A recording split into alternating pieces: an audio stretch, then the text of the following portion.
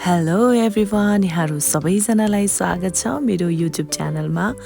धेरै समय पछाडि फेरि पनि एउटा भिडियो लिएर म यहाँहरूको सामु आइसकेको छु। आवाजमा म अनिता शाह।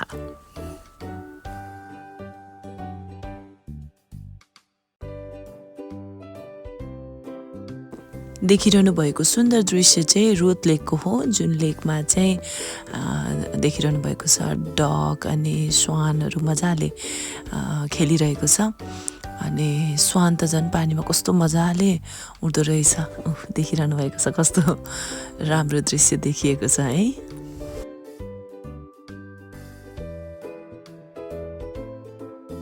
आज चाहिँ यो लेक वरिपरि घुम्नको लागि, रमाइलो गर्नको लागि म, मेरो श्रीमान अनि मेरो दिजु हामी तीनजना गएका थियौँ। वरिपरिको दृश्य देख्दाखेरि एकदम रमाइलो लाग्यो। अनि यहाँनिर स्वान अनि डग कस्तो मजाले हिँडिरहेको थियो। नजिक आउने मान्छेको नजिक आउने गरिरहेको थियो है। अनि एउटा स्वानसँग चाहिँ यहाँ दिजु बातचित गरिरहेछ। के भनिरहेछ सुनौ है त।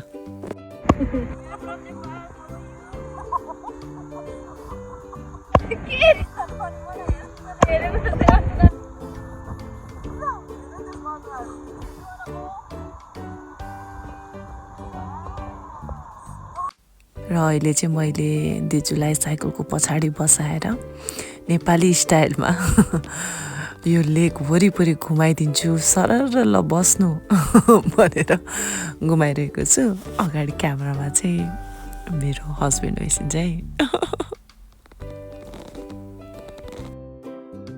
लेक वरिपरिको दृश्यहरू यति राम्रो थियो कि हेरिरहँ लाग्ने अनि एकदम आनन्द लाग्ने पिसफुल एरिया। र आज चाहिँ मौसम पनि एकदम राम्रो परेको कारणले गर्दाखेरि अनि हामी चाहिँ यसो घुम्न निस्केको। मेरो पनि भिडियो खिचिदिरहनु भएको रहेछ मेरो श्रीमानले।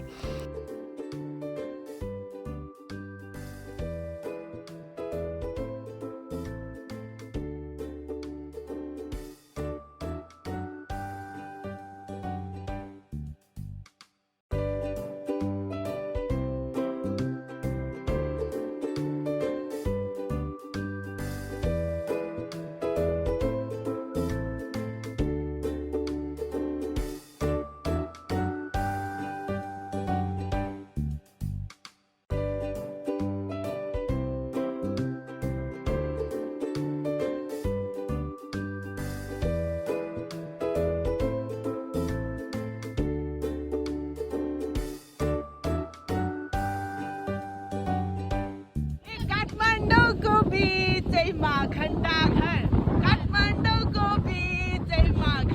घर, अल्लाह रेको हुँदैन कुनै भर। र घण्टाघर देखेपछि हामी यहाँ घण्टाघर हेरेर बसिरहनु भएको पर एउटा मान्छे पनि देखेको छौँ। नेपाली जस्तो लागेको थियो। यसो सोध्नु त दिजु, नेपाली हो कि होइन? Where are you from? You're looking Nepali. Smell coming Nepali.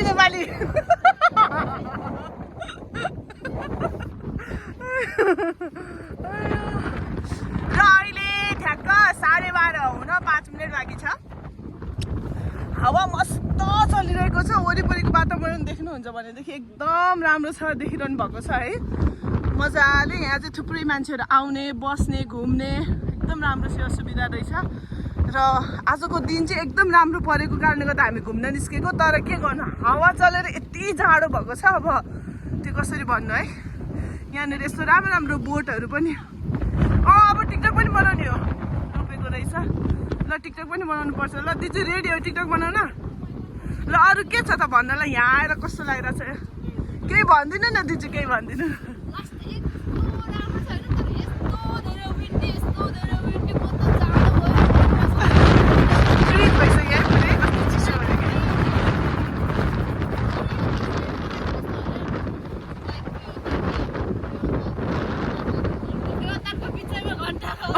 फेवातालको बिचैमा घण्टा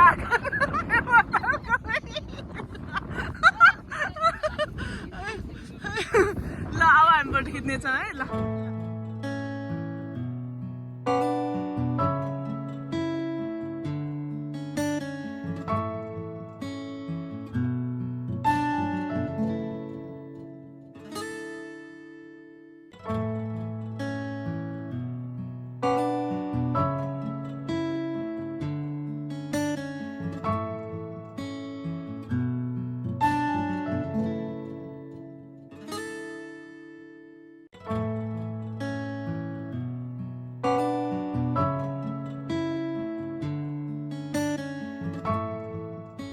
हामी चाहिँ पार्कमा यहाँ सानो बच्चालाई खेलाउन आएको एकदम रोकेरै गऱ्यो क्या हाम्रो बच्चा च्या च्या च्या गर्छ मलाई पनि खेलाइदिनु मामी गर्छ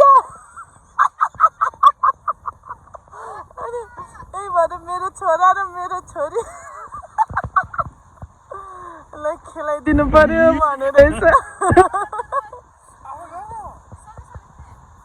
ए हल्लाइदिनु पनि पर्यो ल बाबा हल्लाइदिनु पर्यो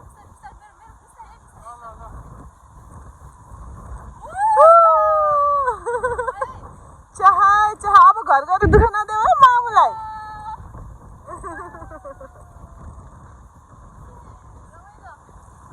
धेरै रमाइलो नि यहाँ चाहिँ सबै सानो सानो बच्चाहरू खेल्न आउँदो रहेछ हाम्रोमा त अलिकति ठुलो बच्चा भएर हामीलाई लाद लाग्यो जाउँ है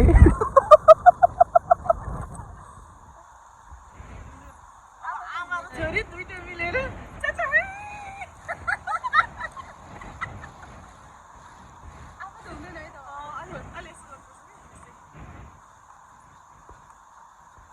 ल भयो बच्चा खेल्ने पिङमा बढ्न खेल्थ्यौँ थ्याङ्क यू म त्यहाँ गएर यसरी भिडियो गर्छु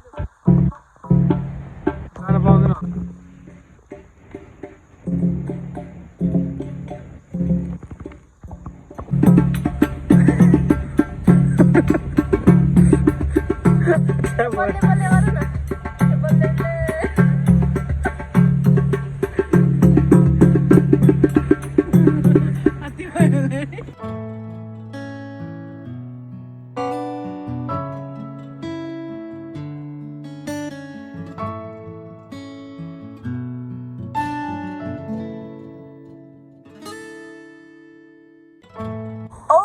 यसको साथसाथै आजको घुमघाम चाहिँ सकिसकेको छ र यो ताल वरिपरि रहेर आजको घुमघाम निकै नै रमाइलो भयो र टाइम मिलिरहेको थिएन भ्लगहरू बनाउनको लागि र आज चाहिँ यसो तिनैजनाको बिदाको टाइम परेको कारणले गर्दाखेरि टाइम मिलाएर सानो भ्लग राखेको छौँ अन्तिमसम्म हेरेर साथ दिनुहुने तपाईँ सबैजनालाई धन्यवाद के कस्तो लाग्यो कमेन्ट गर्नु होला समय मिलेसम्म भएसम्म यस्तै भ्लगहरू लिएर आउने नै छु बाई बाई